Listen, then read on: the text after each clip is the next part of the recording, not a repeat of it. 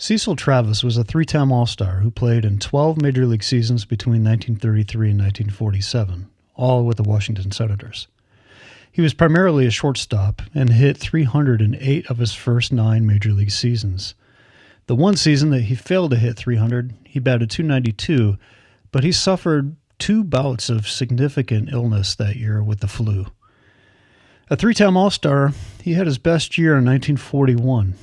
Unfortunately, he hit .359, but Ted Williams hit .406.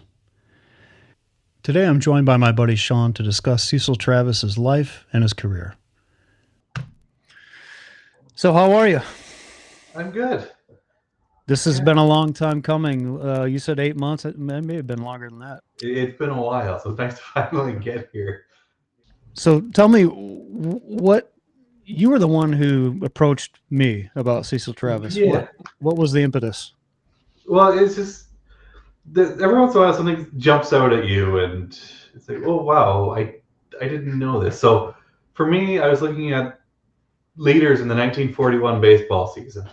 Famously, the year Joe DiMaggio had his 56-game hitting streak. Famously, the year Ted Williams hit .406. And I looked at the hit leaders, and the hit leaders in the American League was Cecil Travis. And I just kind of said, well, who the hell was that? And how did he out-hit both Joe DiMaggio and Ted Williams in 1941? So that kind of led me down the rabbit hole saying, okay, this guy, there's something interesting here.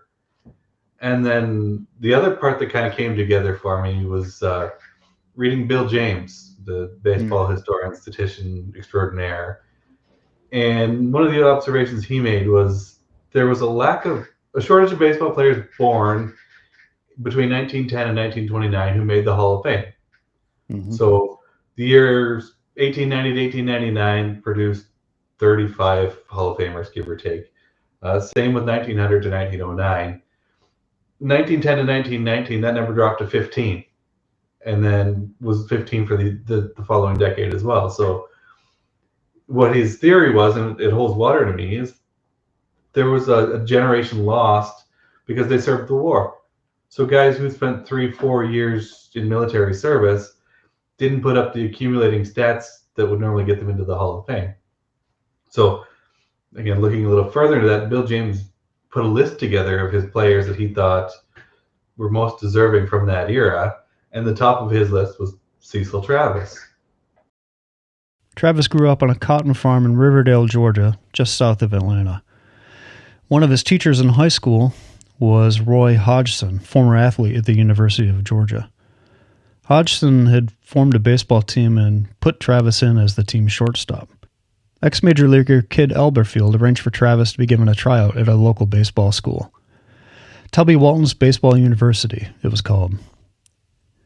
Travis was awarded a scholarship to attend the school, and much to his family's chagrin, he opted to turn down a scholarship from Georgia Tech in order to pursue baseball.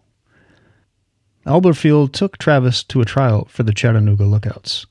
The Lookouts signed Travis and sent him to play semi-pro ball in Newport, Tennessee, before his call-up to Chattanooga.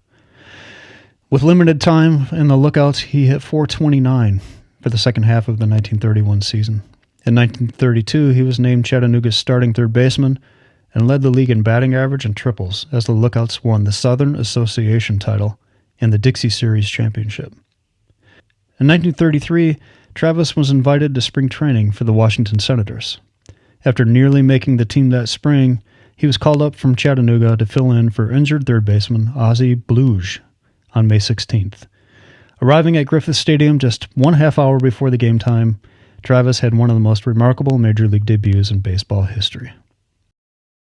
So he got called up from the Chattanooga Lookouts, and he arrived just a half hour before game time on May 16th. And he had one of the most remarkable debuts, collected 4 hits in his first 4 bats and 5 hits in the game. Wow. According to my notes, it was the first time since Fred Clark debuted in 1894 that anyone had 5 hits in their first game, and no other player since then has managed that feat. So I wanted to read part of this to you, and I wanted to get your opinion because I watched another video and I wasn't sure. So this is Cecil talking about his debut. He says, I was still a rookie when I got the kick out of the lifetime out of baseball. In fact, it was my first game in the major leagues. We were playing against Cleveland in May of 1933. On my first trip to the plate, I ripped out a safety. Getting a hit on my first time at bat in a major league game gave me quite a kick. Then I got my second hit, and a third, and a fourth, and a fifth. As I got each hit, I also got more excited. By the time I collected the fifth bingle, I was walking on clouds. So my question is bingle an old-timey word for a hit, or is that a typo? I gotta think that's a typo. Okay. I've never heard the word bingo in my life. I never heard bingle either. Whether it's baseball, football, basketball, or crew, what sparks a champion sparks you and champions. Choose Wheaties. Breakfast of Champions. So we don't really know exactly, obviously, what would have happened had he not joined the Army and World War II hadn't happened. But I'm not telling you anything you don't know, but for the listeners, he suffered some frostbite, some issues with his feet while in the Army in World War II. And I'm not sure how much that played into his inability to hit at the level he was hitting pre-war, or if that was just part of it. But it's got to have some impact. Yeah, and I mean, to his credit, he never used that as an excuse. He always deferred and said it wasn't related to the military. But a guy like Cecil Travis, who spent 4 full years in the Army, had risk to the elements, had exposure, all kinds of danger. That's a very different military experience. Well, he was at Camp Wheeler in Georgia, and he was given leave to play in a benefit game at Griffith Stadium for Dean's All-Stars, organized by Dizzy Dean. And the significance of that game was that he was a white guy playing against a Negro Leagues team. At that point, I don't know. I think Bob Feller started his thing after World War II. Yeah, I believe so. This barnstorming thing. So Travis faced off against Satchel Paige, who was representing the Grays, and he got one hit off of him, which is pretty much success by anybody's standards. I think so. I was going to say, I thought highly of him before, just on the basis of his military service, but being a white man from the South, willing to step onto a segregated field, that speaks highly to his character. Yeah, and you bring up another point. You know, I had read multiple places where people repeatedly said that Cecil Travis was genuinely the nicest guy they ever met. Yeah. In fact, I listened to a podcast that was supposed to be about Cecil Travis. It was like an hour long, and that's pretty much all they said. Like, yeah. I didn't get anything out of it, like baseball wise, other than the fact that he was just a super nice guy. So, yeah, I think the umpires at one point voted him their favorite player, which I don't know how much weight that carries, but again, just speaks to the way he would have carried himself that they thought so highly of him to say that. He grew up and retired here in southern Georgia.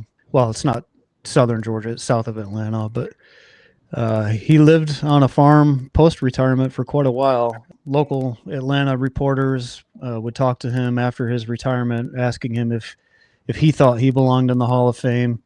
There was some chatter by Ted Williams that Cecil Travis belonged in the Hall of Fame, but he never said that himself. He felt like he was a good player, but not a great player, that he didn't deserve to be in the Hall of Fame. Again, we're talking about a pretty humble and nice guy, but I think his numbers don't justify it.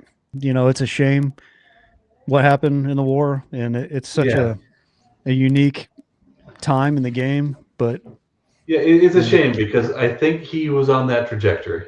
If you look at his numbers, he had 9 seasons before the war.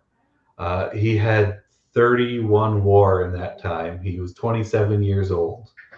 He had 1,500 hits, I think it was. Yeah, just shy of 1,500 hits when the war started. So it's very easy to chart a guy like that if he plays till 38, 39 years old and maintains his hitting pace. He's very easy to chart as a 3,000 hit guy, 65 WAR, and the sort of Hall of Fame case you don't even debate. Just here you go. Here's your ticket to Cooperstown. And again, we don't know. Injuries could have happened. Maybe he would have dropped off at 31 like he did. That's the shame of the wars. There were an awful lot of these careers where it's just a bunch of what ifs. What might have been if it weren't for these circumstances. To your point, he missed age 28, 29, 30. Yeah. And most of 31 because of the war. So, yeah, those are prime baseball years for sure. Yeah, and again, like this isn't a guy who was late here. The year before he left for the war at 27 at his peak, he hit 359 with a 930 OPS. This is not an accumulator. This is a legitimate line drive power hitter in the middle of your order. Mm-hmm. Playing shortstop at a premium level. Mm-hmm. Who got MVP votes? So yeah, multiple times. Yeah, it's a shame playing on a god awful team. Yeah. I want to thank my friend David Reed for sending me valuable information on Mr. Travis, and I also want to thank my favorite Canadian in the world, my buddy Sean. He's now a 5-time guest, and he's been a big supporter of what Charles and I are doing here. I also want to mention 2 other channels that have Cecil Travis content. My man Jay at J Average Vintage Collector and Dustin at Kirby Puckett Place have videos on Cecil that I watched in preparation for this.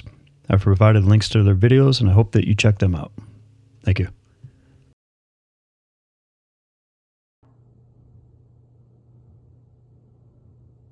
You see him? What now? Yeah, why don't you run on that side? Hey!